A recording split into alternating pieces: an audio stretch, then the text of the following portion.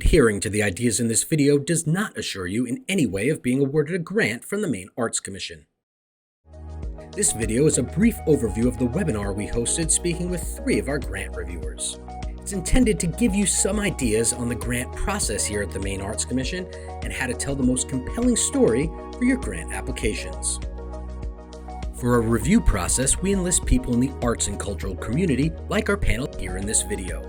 For our review panels, we try to have 3 reviewers per panel. Since we currently receive hundreds of applications during our busy grant season, each panel typically reads about 30 applications. It's our intent to make our panels as diverse as possible based on criteria such as geography, arts discipline, what communities they might represent, grants experience, among others.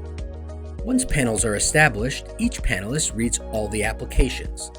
They then score each of them and record comments, after which they meet to share those comments. Sometimes, as a result of that discussion, their scores and/or comments can change.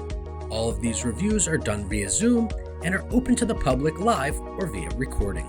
Today's discussion is about the grants that you can apply to through the Maine Arts Commission. All of our panelists have reviewed grants for the Maine Arts Commission, but come with a breadth of grant knowledge working with other organizations' grants and grant application review processes. What to you is the most important element in a successful grant proposal? What's your first personal criteria? I want a clear picture of what you're trying to do. I want to be able to close my eyes after I've read the narrative and imagine whatever you hope will be happening.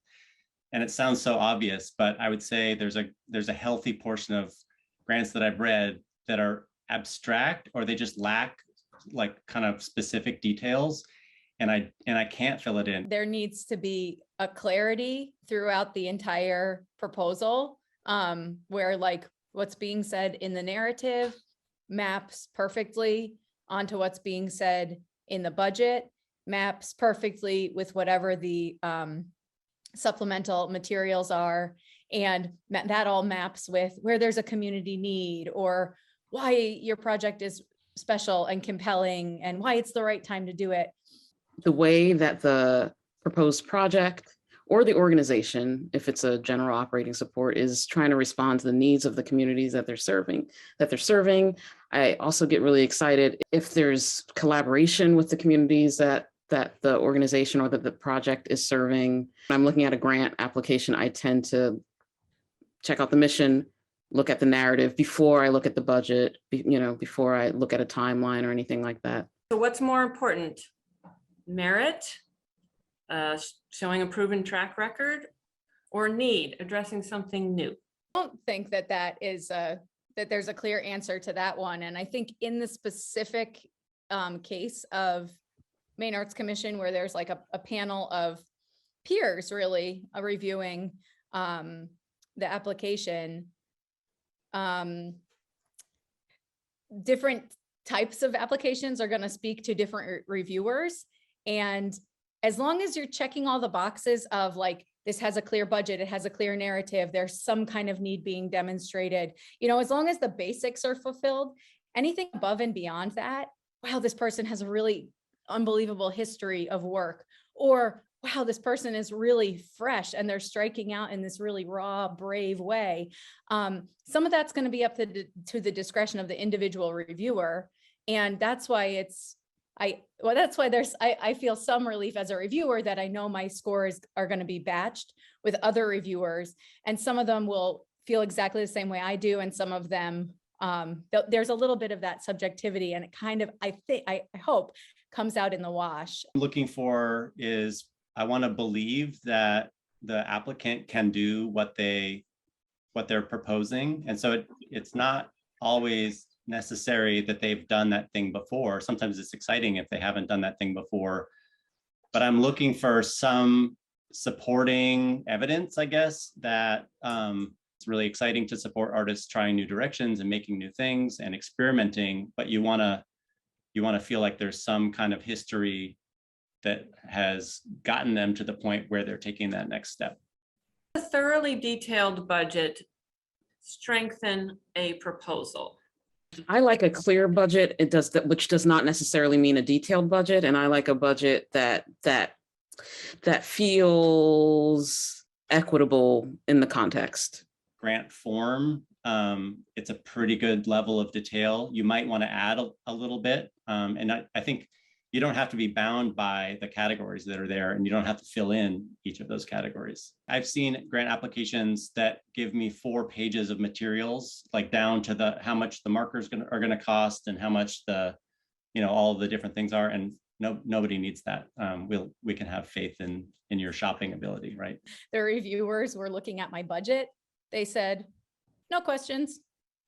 Now let's talk about the materials. And I really think that is distilled how you want a reviewer to feel about your budget. No questions, makes sense. This is another example where having somebody that is not in your absolute most inner circle, taking a look at it and being just to kind of check your homework kind of attitude. And I really believe that budgeting is storytelling, right? If it's in the budget, it's another chance to lift up the fact that a thing is happening. And it's also it's a values proposition, right? So when you put a thing in your budget, it shows that it's important to the project and that it's happening. And that's where talking about in-kind services can be really beneficial as a way of uplifting the fact that a thing is happening, right? So Sarah might be able to pay the artist for her cover art, or she might not, right? But the fact is she needs the cover art. So putting the event of cover art value in the budget lets you know that she's thought about that, right? And then she's made a decision whether she can, there's cash available for that, or what maybe she's trading for it or something else. Personally, I'm kind of over the prideful volunteerism. Like we hear a lot of people say, oh, I'm not going to pay myself, or I'm not in it for the money. And I want us to stop talking about those things. We just need to value each other's time. And it's okay to put a line in for the time that you are spending working on the project. And if funders have a hard time with that, then we need to work on them, not on how you are planning to do your work. We want to know how their work is benefiting the public. That means organizations as well as individual artists, even artists who are doing a record or finishing some painting series or something like that. What would you like to see people say with that answer? As I said in the beginning, I really like applications that demonstrate that there is some sort of understanding or acknowledgement of the community that it hopes to benefit. And I feel like if that is actually true and there, then that easily comes through in that narrative piece. The artist or the organization is actually not connected to the community that they're in, then it just feels, it just does not feel as honest or as earnest. What you should do is talk about who you're working with and what community you're working in and how you are thoughtful about them, right? And it's we want to support creation for sure, but creation on its own without sharing maybe isn't inherently valuable, or maybe isn't what grant making is meant to support. And so there are a lot of good ways to think about what you're doing and how you're delivering it and what the experience you want to create is for your audience. And so I think to me, that's the question about community value, not necessarily that, music or dancing makes people healthier or whatever. That's not the interesting end of the conversation. Being honest about the knowns and the unknowns, just what are the limitations? It's a pretty understanding and human review process. And that's going to be respected if you're not quite sure about one piece. It's easier to get on board when the applicant is specific about who they're working with. And when I think when folks say they're doing a thing that's for everyone, or everyone's invited, and they're not acknowledging that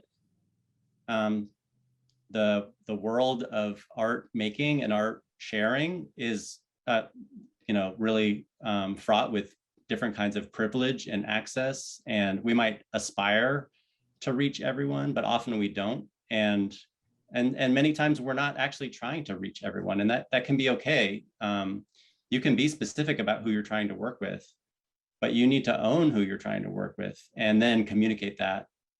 As reviewers, it's certainly impossible for you to know every art form and every trend, and so and have complete fluency of everything.